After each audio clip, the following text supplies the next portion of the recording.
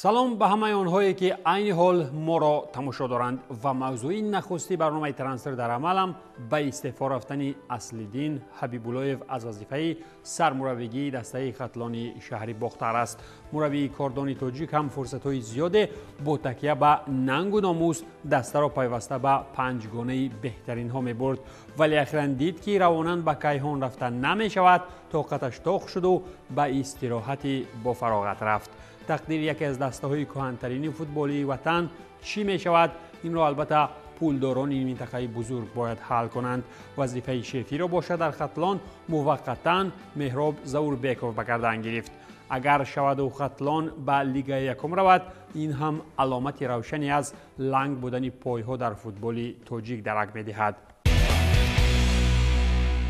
از صحیفه‌های بازاری تابستانه ترانسفری اگر چند ورق زنیم، باید گفت که اینسلی میتلند-نایلز دید که در ارسنال کسی قطعیش ساز گپ نمیزند، به لیون رفت. دستپرور ارسنال اولین انگلیس در باشگاه گردید، یعنی تا این دم پای انگلیس‌ها به دسته لیون نرسیده بود.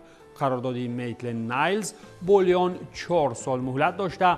نیم حمایتگری 25 ساله به صف تیم فرانسوی چون فوتبال باز آزاد پیوست. موسم 22-23 نیم حمایتگر طریق اجاره در ساوثگمپتون برآمد کرد و 22 بازی در پریمیر لیگ انگلیس گذرانیده بود. اورتون باشد با حمله‌ور 19 ساله اسپورتینگ یوسف شرمیتی شرطنامه 5 ساله است. شرمیتی در صف منتخب پرتغالیا U19 برآمد می‌کند.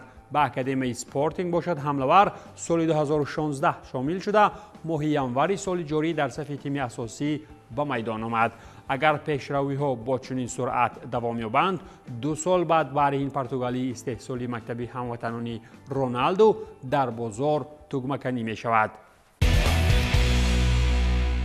اینتر هم به امید تکرار کارنامه‌های موسمی چند سال اخیر بعد از دست دادن دروازه‌بان اساسی همانو از باواریا جایگزینش را آورد، یعنی به گفته شهر میلان به دروازه نمیماند. در ادامه سخنها یان زامر از باواریا بر عوض 6 میلیون یورو آمده به مهلت 3 سال شرطنامه بست. فوتبالباز 34 ساله به خاطر جراحت نویر از ناچاری به صف میونخنیا میانه موسم 22-23 گزارش کرده 19 بازی در بوندسلیگا گذرانیده بود. این موسم باشد در 6 بازی تنها 2 گل سر داده است.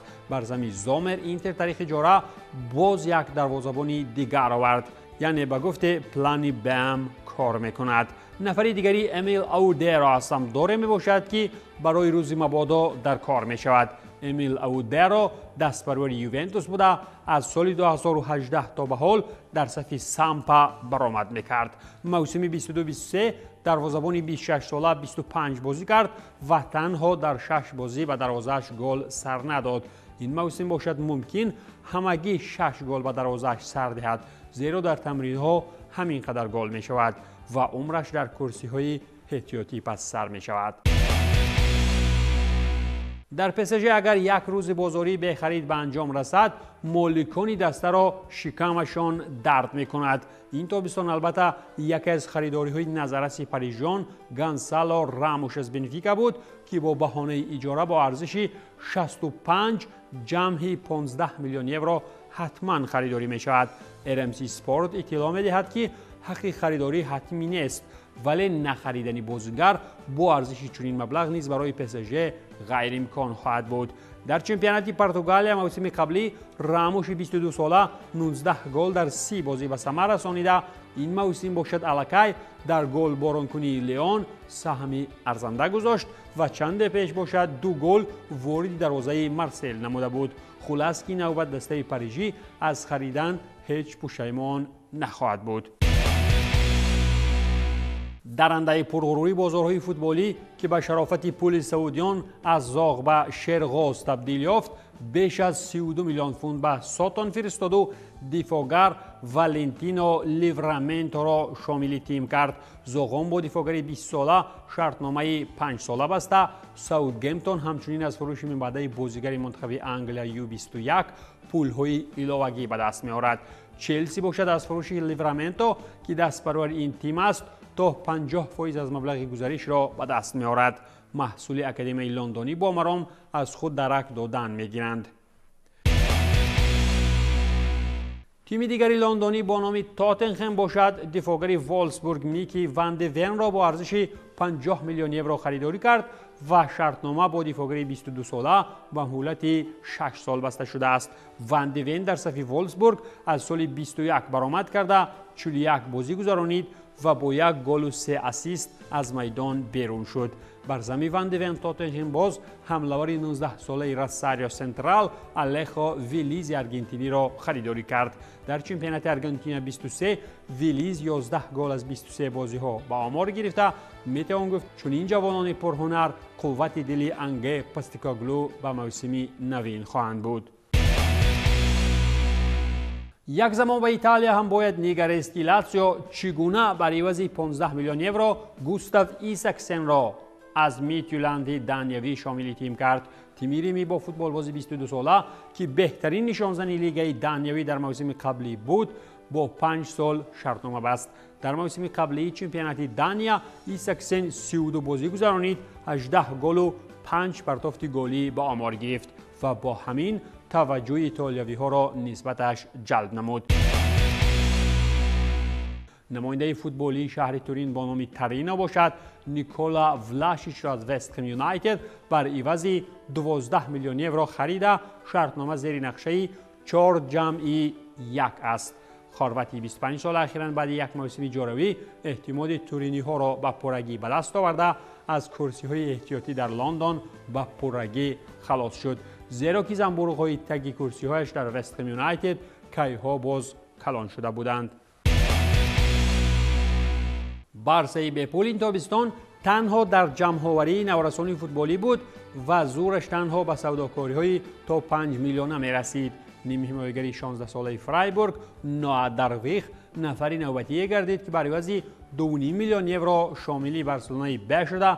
اگر کسی جسارت کند این بازیگر را به دست دارد باید پیشکی فشار بلندی چین کند و 1 میلیارد اگر داشته باشد از خزینه بیرون کند. شرطنامه خودی درویخ یا به زبان ما درویش با بارسلونا تا تابستان سال 26 مولد داشته.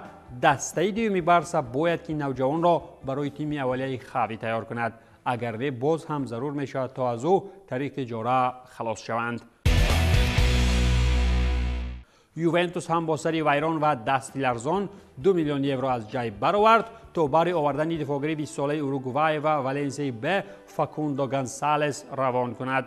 با بازیگری نوکاری منتخب اوروگوئه هم تورینیو شرطنامه مهلتش تا ماه ایون سال 26 امضا نموده با امیدند که در آینده از برای یگان دفاعگر قیمت در بازار سرگردان نمی شوند. ارسنال هم تا سرشوی موسم نوین 3 نفری نادرکاری بود، همگی را به اجاره داد و بعضی ها را فروخت تا در داخل بازرسانی جای ها را تنگ نکنند. یکی از چنین ها دروازه‌بان مت ترنر بود که با ارزش 10 میلیون پوند استرلینگ به ناتینگهم فارست فروخته شد. او در انبوه بازیگران فارست گم می شود یا نه این علاقه مشکلی ارسنال نیست. ترنر به صف کانونرها تابستان قبلی پیوسته یگان بازی در پرمیر لیگ انگلیا دایر نکرد، ولی در لیگ اروپا پیراهن توپچیان را در تنش چین کرده بود که آن هم زیاد طول نکشید. حمله‌ور سرسان و سرگردان منتخب نیدرلند ووت وگرز که اصلا به بیورلی تعلق دارد ولی به بهانه اجاره هم منچستر را دید و هم ترکیه رفت، این نوبت در آلمان منزل موقتی پیدا کرد. هافنهایم با بیورلی در مورد اجاره وگرز با بیورلی به توافق رسیده. حمله‌ور 31 ساله هم بعد یک موسم جاروی خشک خالی در منچستر یونایتد به بوندسلیگا رفت. ممکن در آلمان دریابد که چطور توپ را دیگران وارد دروازه می کنند. این بود پایان برنامه ترانسفر در عمل. تنسیت و پولدار باشید.